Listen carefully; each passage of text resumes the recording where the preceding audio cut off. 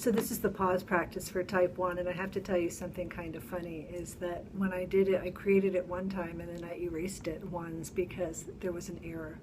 Instead of saying one of the most simple practices you could use, I said one of the most simplest practices you could use, and I thought, ruh-roh, that you would probably notice that. I noticed I would. My mom's a 1 and I have a direction to 1, so.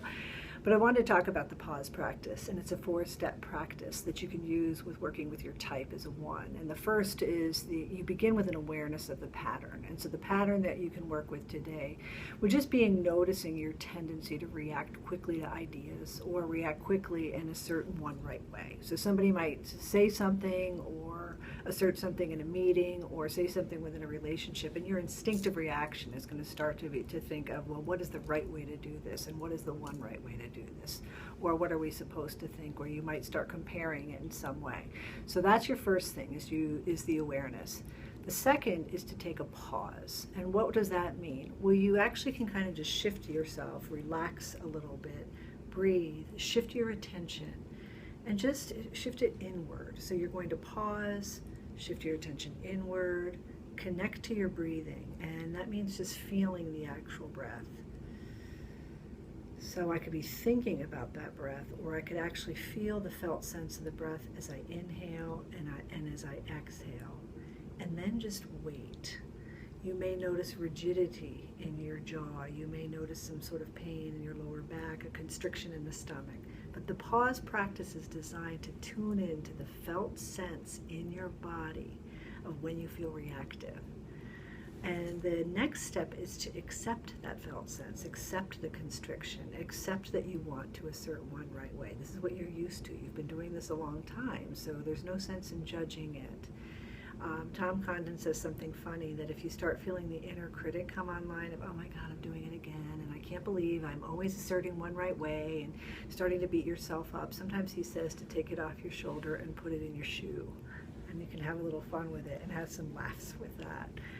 And so the acceptance is kind of going into that whole notion of what we resist persists. So just accept it. It's a strategy. You've been using it for a long time. Have some kindness to yourself around it.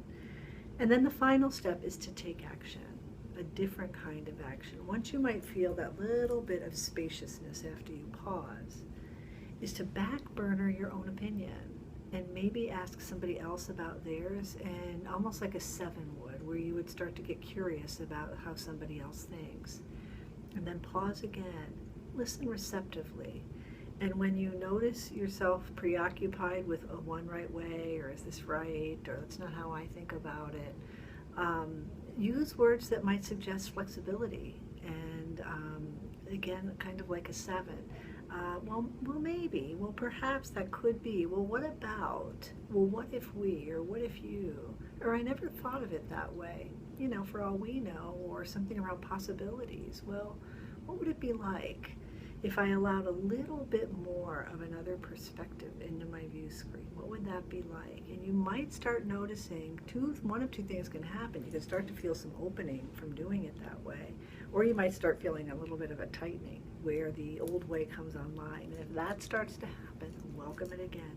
Pause, collect yourself, bring yourself back, breathe, connect to the felt sense of your breath, and listen, ask, be curious.